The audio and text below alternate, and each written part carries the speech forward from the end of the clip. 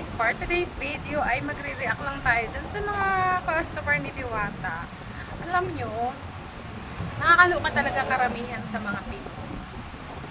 So, mayroon kasing parang nag-viral na video, ay picture na customer daw na after umorder, di syempre kumain na, tapos nabayad. So, yun na nga, kumain na. After kumain, sabi hindi daw nasarapan, pero Diyos ko, ang dami nakain. Tapos, nanghihingi ng refund. Anong klaseng tao yun? Diba? Unang-una, hindi naman pinipilit ni Diwata kumain sa kanyang Paris Overload yung mga tao. Kusang pumupunta doon, dinadayo kahit alam na sobrang daming tao, mahaba yung pila. Kasi nga, expected mo na mahaba yung pila. Kasi nga, dinadayo siya. Super sikat.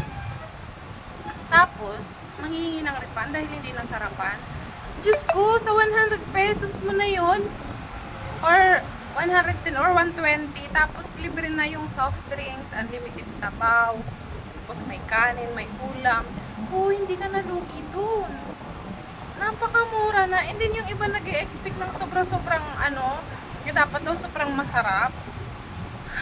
Alam niyo pa guys, ako hindi naman ako mayaman, ako yung ordera yung tao, pero nakakain din naman ako sa mamahaling restaurant na nasubukan ko.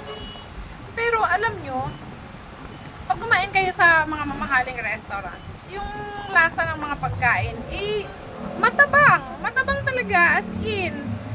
So, paano nasabing ganun? Mas malasa pa nga yung mga pagkain ng mga nasa ordinaryong kainan kaysa sa mga fine dining restaurant. Sa totoo lang, mostly sa mga mamahaling restaurant, yung pagkain nila, medyo mababa yung timpla, gano'n. So, paano ganun? Hindi nasarapan. 100 pesos. Ang dami mong kinaon. Tapos may reklamo ka, magre-refund ka. Anong klase kang tao? Naapakan mo ba yung utak mo? Grabe. Nakakaloka yung mga ganung tao, guys. Grabe yung nananamantala kay Diwata. Sobrang dami.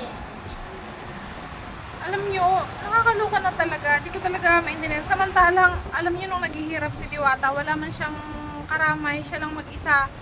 Inaayos niya yung buhay niya kahit sobrang hirap na hirap siya, kahit sinuong niya para lang maabot yung ganyan niya ngayon.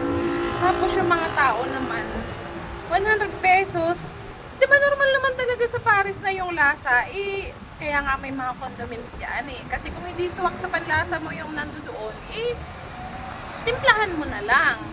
Kasi hindi naman talaga parehas yung panlasa natin, kasi kunwari yung iba gusto medyo matabang, yung iba gusto mataas yung timpla, or di naman gusto basta yung medyo maalat, di ba? Yung iba sakto lang. So kaya nga may condiments doon para timplahan mo na lang, di ba? Hindi yung ang dami mong reklamo tapos 100 pesos na lang nag-refund ka ba? Ay, nakakaloka. Ewan ko talaga. Ay, kaya alam nyo guys, sana i-bliss pa talaga ng bunggang-bungga si Diwata dahil dyan sa mga nananamantala dyan sa kanya. Grabe, nakakaloka. So, yun lamang guys. Wala lang, gumawa lang ako ng ganitong reaction. And, ano ko na lang yung dito, yung picture nung parang nagtatrend na nag-refund na babae. So, pahapyaw lang. So, yan lang. Maraming salamat. And don't forget to like, share, and follow guys. Malay niyo ako naman yumaman at pakainin kayo ng libreng Paris Overload. Charis! Bye! Love you all! Thank you!